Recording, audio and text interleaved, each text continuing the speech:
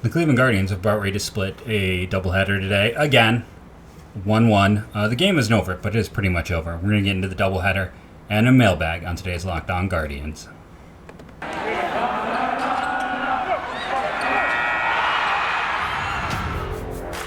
You are Locked On Guardians, your daily podcast on the Cleveland Guardians, part of the Locked On Podcast Network, your team every day.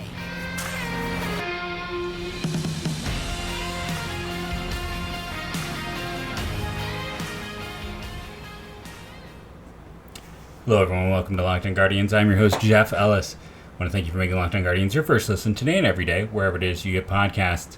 If you don't like cranky Jeff, fast forward to segment 2. I'm just going to be upfront and honest, but here's why I am annoyed. So, you look at this game. Xazvion Curry pitches a very strong game. Great debut for him. I wish I could currently watch, but my MLB app is completely wants to freeze solid. After that, we bring in Eli Morgan. Now, Eli Morgan, we've talked about his situations, his struggles of late, the bad luck. But more than that, we've talked about the fact that Eli Morgan has massive splits. And I don't mean, the gymnastic thing. I mean, he can't get lefties out. His FIP, which is a fielding independent ERA, I've talked about it. It is the best indicator of, future pitching success. Versus lefties, 507. Versus righties, 207. 3-run differential. This isn't a small differential. It's huge. His strikeout percentage versus righties, 36%. Versus lefties, 22. What else can I tell you about? Home run rate versus lefties, 237. Versus righties, 0.63. There is a big change when he faces a righty where he's quite good over the course of this year. Now, he did give up a home run to a righty tonight versus a lefty. Sending him in that situation is just setting him up to fail, because you're sending him in to go lefty, lefty, switch hitter who's going to bat lefty, and then another lefty. Of course, Morgan gives up multiple runs. He has been struggling. His confidence is very clearly low, and then you go ahead and throw on top of that he's really bad against lefties. So let's have him face a bunch of lefties. For someone who lives and dies with these platoon splits like Tito, I don't know how we can keep ignoring the same platoon split when it comes to Eli Morgan, where the data tells you. This isn't anything big. This isn't me using advanced numbers. It's just looking at his splits data and seeing that he can't get lefties out. He just can't. The changeup is not effective enough. The slider is really not effective, and you need that slider to be effective often as a righty, as kind of a third pitch to get those lefties. It's part of the reason that Morgan is probably better off as a pen arm, even with his struggles, because he just doesn't have. He's essentially kind of a Rugi, and sending him out there against a bunch of lefties, might as well expect to have that game get untied. Now, scope, that's unfortunate. So Bryan Shaw comes in and he's solid, and then they ask him to go 2. I don't think he's had a game this year where he has gone 2 innings and it has been anything but terrible. Asking him to go that second inning, I know what you're saying.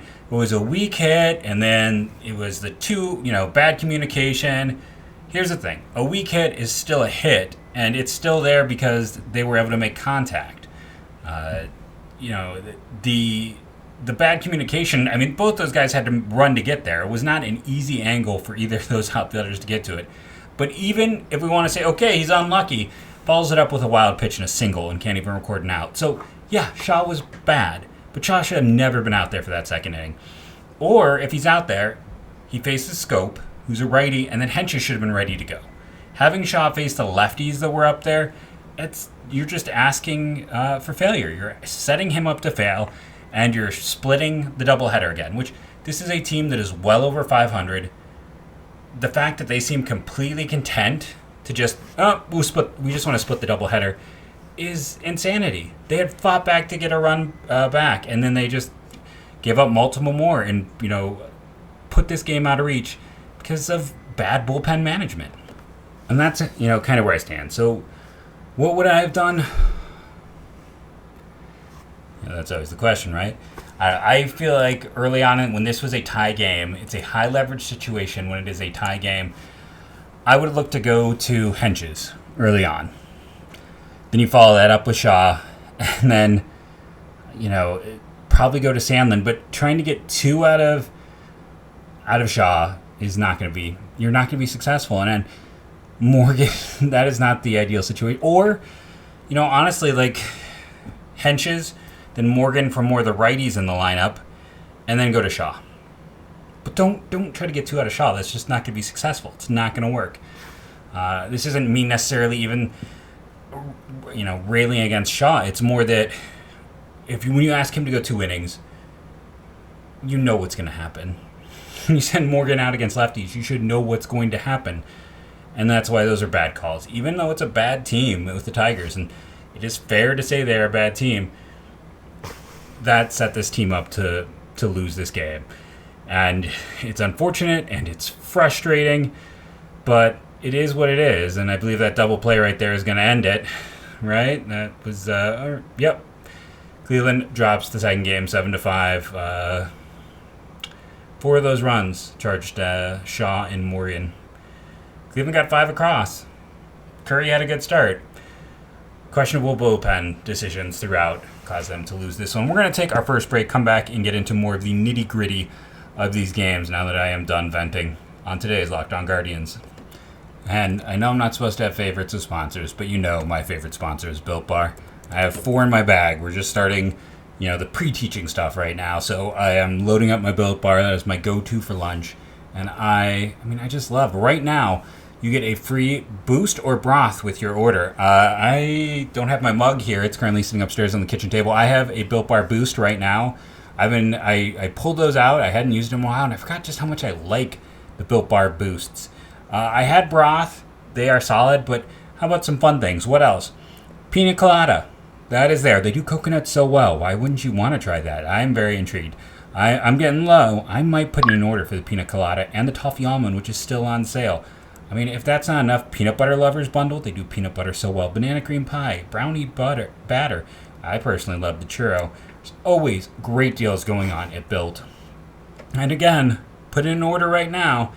Pina colada, 17 grams of protein, 150 calories. They do coconut super well, and you get a free boost. I like the boost more in the broth, but to each their own. But I would highly recommend. Remember, when you go to BuiltBar.com, use the promo code LOCKED15 to save 15% on your order. I love Built Bar. If you try it, you will too. That is BuiltBar.com, promo code LOCKED15. Listen, I know people get annoyed with my crankiness, so I'm just going to sum it up one last time here. I don't blame Eli Morgan. Morgan was put in a situation where he's not going to succeed. Lefties are he's not been strong of late in general, but he's been really bad against lefties. And when you put him in that situation to face a bunch of lefties, just to really hammer this point home, if we look at the advanced stats, you look at home versus lefties or away, and you just go through all this, but batted ball data versus a lefty or a righty, he's just getting hit so much harder. 16% home run rate on a fastball to a 6.3 versus a righty. He's an entirely different pitcher. And when you put him in there to face and again, one of the righties went deep, but when you put him in there against mostly lefties, he's going to fail. And I don't blame Shaw.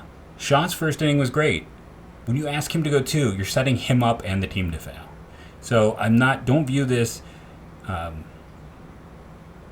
sorry, I get it. Encoding overloaded. Consider turning down video settings. So hopefully everything's okay. Let me know if there's an issue in this podcast, just because I don't know exactly what that means by encoding overloaded. But I'm putting this one more on the way this game was managed, which has been the issue in every single doubleheader this year, which is this whole feeling of we just want 1 out of 2. Last I saw, the Royals had some base runners on, but they were losing to the Twins. I think since it has jumped around to other games on MLB, that probably means the Twins got out of it. Cleveland, I believe, was up 2.5, so this would put it 2 up because of the split. It's just this was a chance to get another game. And again, Xazvion Curry should have got his first win today. He pitched a strong game. It is unfortunate to see. Let's talk about Game 1, a 4-1 win by the Guardians. I feel like I've been saying this a lot. Like, Aaron Civale's best start of the year. We just talked about Quantrell's best start of the year. Civale has had his struggles. I feel like this game dropped his ERA like half a run, but 10 strikeouts in 6 innings. That's amazing for him. That is huge. 1 walk, 3 hits, 1 earned run. He was awesome. 99 gets his opportunity, and he's great. One walk, but 2 strikeouts. It's interesting. Excuse me, I got like a hiccup going there. Apologize. 99 to Stefan, like they flipped roles in this one, right? I don't have an issue with one being the 7th, one being the 8th. This is very clearly, though, to me, your 7, 8, 9. And Class A is Class A, and is down to a 1.27 ERA.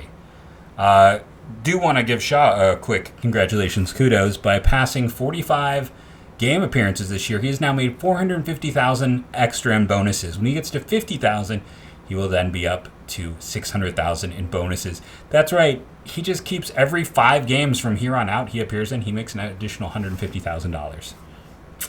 So there's that. Okay, I'm really done now. But again, this game wasn't his fault. If they limited him to 1 inning, he'd have had a great appearance for him. He would have done his job. In this game, who reached base twice? Well, Gimenez was, just awesome in both of these games. He had 3 hits. Oscar Gonzalez had 2. Jose Ramirez had 2 hits. I think Miles Straw had a hit and a walk. That's right, because he also stole 2 bases for Straw in this one. So there was a lot of really nice performances. Box score bingo, 9 hits by Cleveland, 3 walks. There was an error by Detroit, so that's 14 opportunities. 4 runs is, maybe you're close to 15 runs, especially when you look at the fact that they had, I guess they only had 3 extra base hits. So 4 is about okay. The other side of things, 3 hits, 2 walks, 5 opportunities. It's like 1, maybe 2 runs. So the box score made sense. It kind of comes to be what we expect. Hutchinson was great for Detroit, too. It was kind of, Nolan Jones. I saw people complaining about Nolan Jones. 3 strikeouts stinks, but, didn't he have 3 hits just yesterday? Okay, let's have some balance here. He's not even playing that much. It's hard for any of these guys to get in a rhythm. I'm not gonna crap on Jones, Benson, or Freeman, because how can they get in a rhythm at this level with their irregular play? 3 stars, Civale, easy. Gimenez, easy. And then I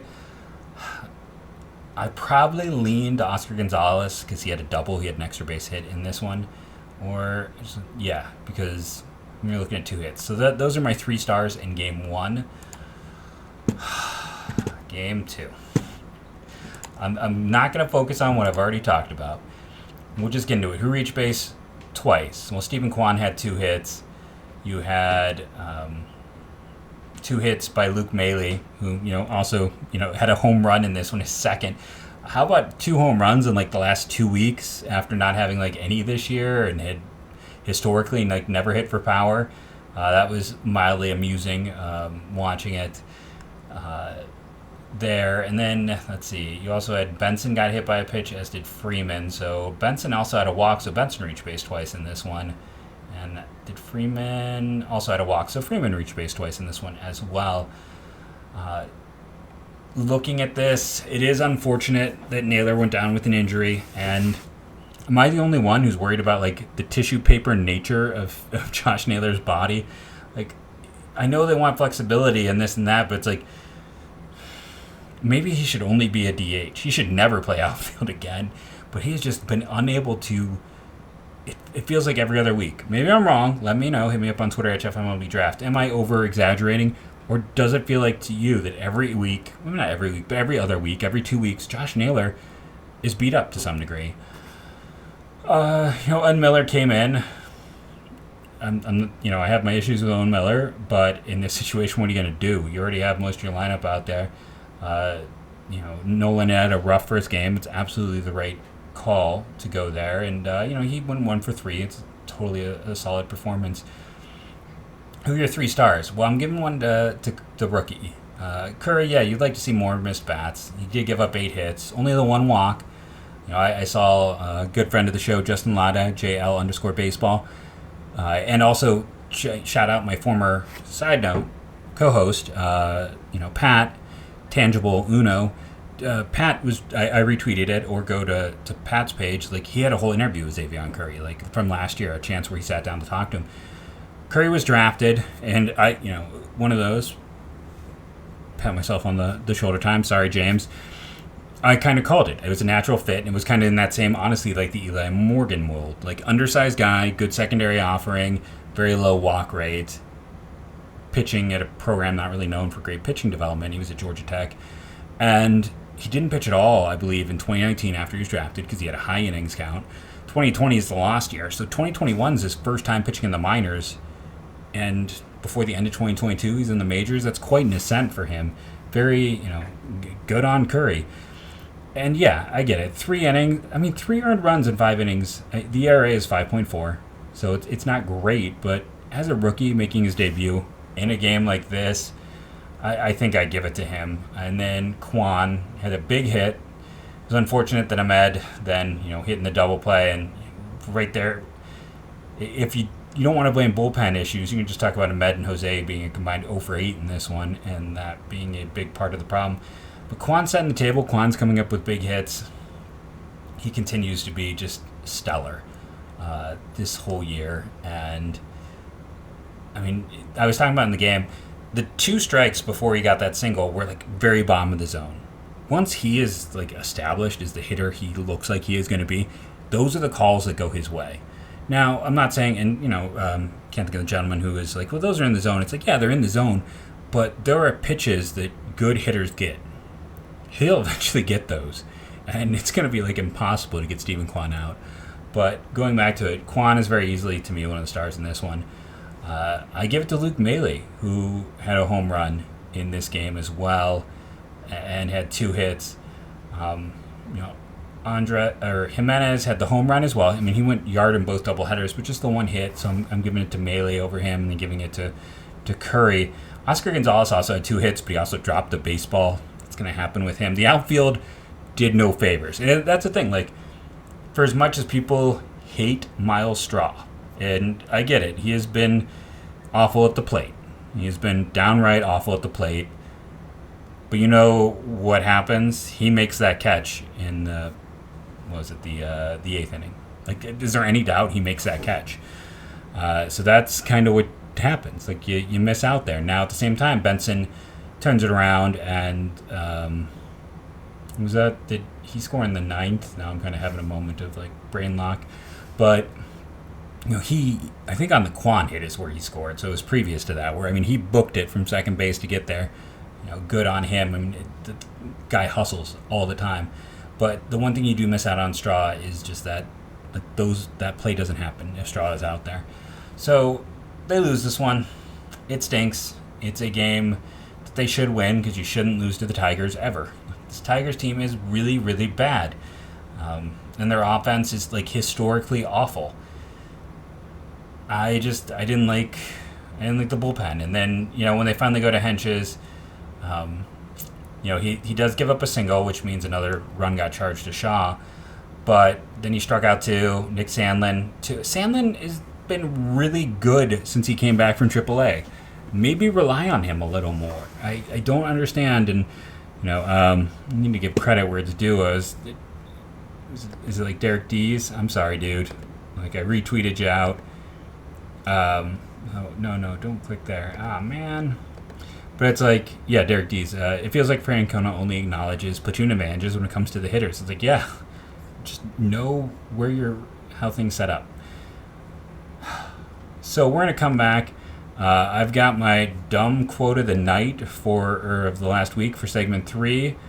I think, we're going to get into some other things that have come up in the news, and we will be back in a moment on Locked On Guardians. Our second sponsor is one of our longest and one of the ones I am most thankful to have, which is BetOnline. Let's check their line for tomorrow's game.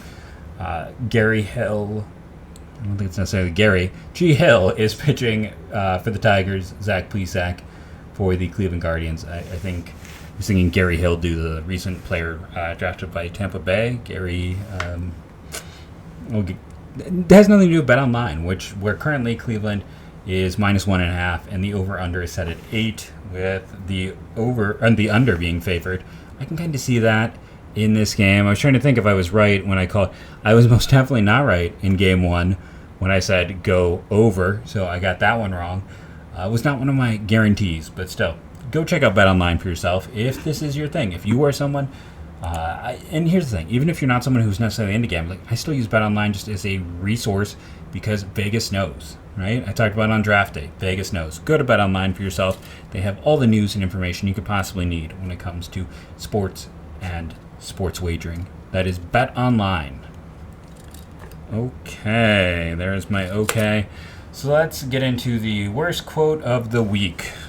Did anyone else see Mike Clevenger's quote on Fernando Tatis? It's the second time we've been disappointed with him. You hope he grows up and learns from this and learns that it's about more than just him right now.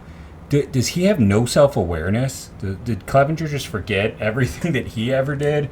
All of his moments of making it about him and not the team, and all the times those things went sideways? My goodness, that is quite the quote from a guy kind of known for doing... I mean, again, it wasn't the degree of... And I cannot... Like, if you're a Padres fan, you should be frustrated. Like, Tatis has no business riding that motorcycle. And then he just... The ringworm thing, it is what it is. I'm not going to comment. I'm not going to weigh in on the suspect nature of that. But I understand saying people are saying there's a suspect nature. Let me clarify. But I think that quote is just hysterical. So that is my quote of the day. That one stood out to me. I was like, oh boy, you okay? You're going to make that statement. Whew, that's a rough statement. I also thought, I had some older things I wanted to bring up in here very quickly that I kind of missed out on. The Cleveland, this was back a Jensen Lewis thing in July. The Cleveland led the league by significant margin in outfield assists. I didn't know that was happening. That was kind of interesting. Tom Withers at Tom Withers AP from August 4th. Shane Bieber in his first 100 starts is the highest winning percentage by a pitcher in his first 100 starts in team history. Better than Wes Farrell, Bob Lemon, Bob Feller. I mean, it's the greatest in team history. That stood out. And then G off, Super Grover 1725. Have you done an episode about the 40-man crunch between 95 and 2003? That would be great. And he let me know the sound was better, so thank you for that. So I spent a good 2-3 hours literally, because there's no great tool for this. I had to go through every single draft and then click on the guys that left Cleveland, click on the guys that went to Cleveland, and then see what happened. Okay, did they get returned? Did they become successful? So we can talk about, there was a year that, there was 2 years in a row in that era, we'll talk about at some point, where they lost, I think, 5 guys and then 3, like they lost 8 guys over 2 years. And some of them turned into really good players, and some of them turned into consistent major leaguers. So I'm going to, and then I also wanted to point out, this is from PJ at Fox 8, PJ Ziegler. Did everyone see, like, just how classy Franmil is? That he was on his way out, he said, I'm thankful for the organization, everything they've done for me and my family. I cannot say bad things. I love them all. Chris Antonetti was like a father to me. So to hear some of the things, like Hammy saying, you know, why would the Cubs be desperate enough to sign him? Like, man, it just doesn't, why? Like, that was a very classy move by Franmil. And then, should we talk about Gabriel Arias? Like, you know, he had a multi-home run game recently. He's hitting well over 340 in August. Just keep your eye there. That's all I'm going to say. He is playing really, really, really well. Checking the time here. We got a few minutes. Let's do some of these mailbags. From Derek Deese, who I already talked about at TribeGuy97. What is Cleveland going to do with Arias? Or more specifically, how do they sort through he, Freeman, and Orocchio? Another question. Is Owen Miller just going to platoon with Naylor the rest of the year, or will they come up with a solution to that? Well, I've talked about Miller shouldn't be a platoon because he's actually been better against righties than lefties. He's going to be, and that's where I get frustrated again. Like, it's the same thing, like, you know, I had someone being like, you know, I don't blame Tito for putting out Eli Morgan and these struggling pitchers. The only reason I do is because your job as a manager is to have all the data.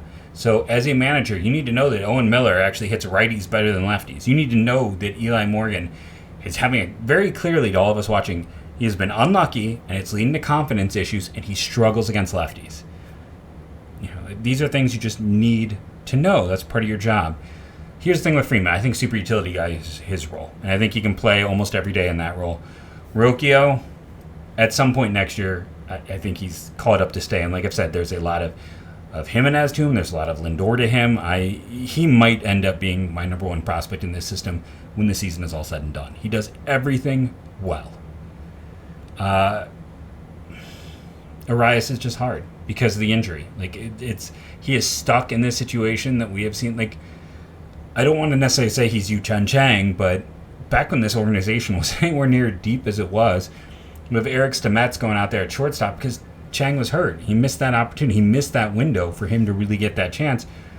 I don't know what they do with Arias. Like, him ending the year hot maybe helps his trade value. I don't really know, but unless they move Rosario and then have Arias for like 3/4 of the year, but if he plays well, then he's the dude. And then if he doesn't play well, there's no trade value, really, or it's very minimal. So I don't know. Yeah. So it's hard to say, but I think Freeman backup, Rocchio starter in maybe 1.5, 2 years. He's not on the 40-man. This is from Kevin M. Schlender. Sorry, dude.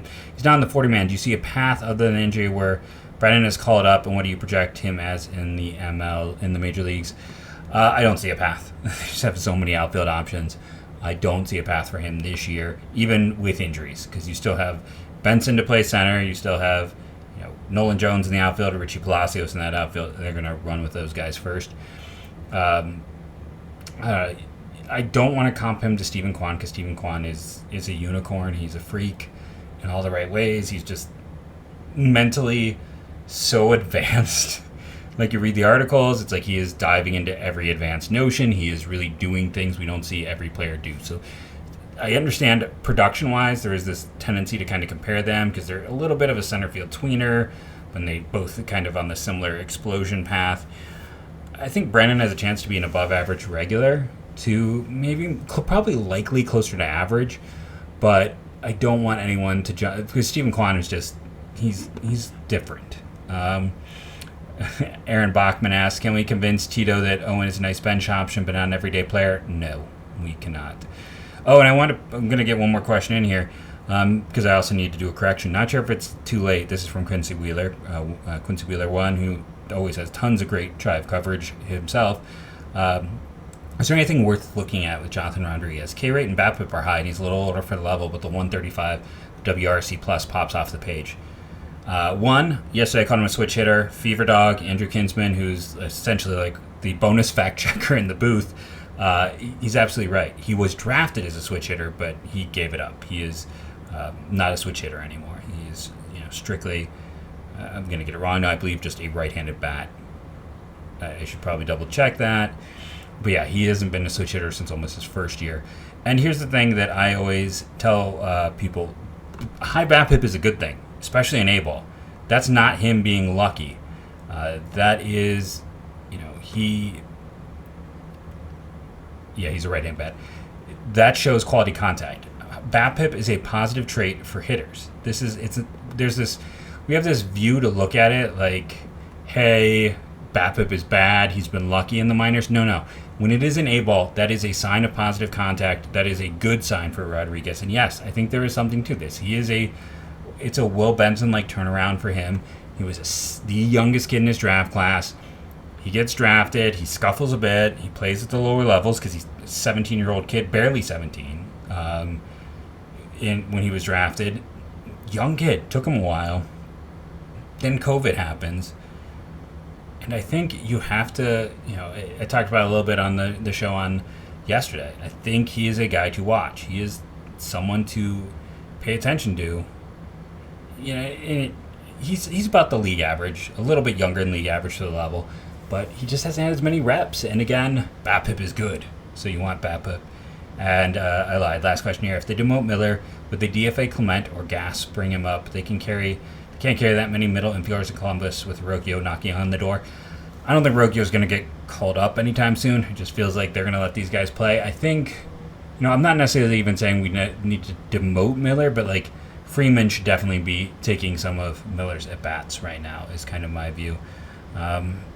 Clement is someone you got to consider. I think DFAing this offseason just purely because you don't have you have too many infielders, and where is he going to play?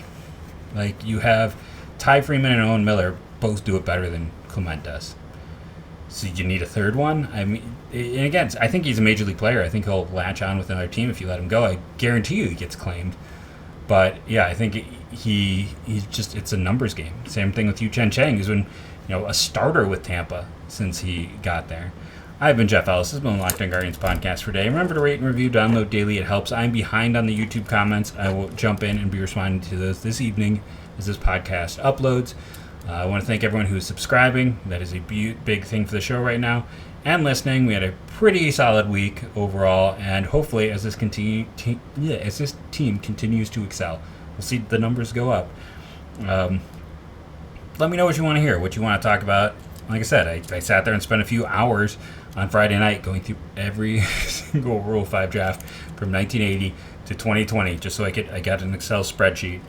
I'll share that out at some point when I do that episode. But as I end every show, go Guardians, go.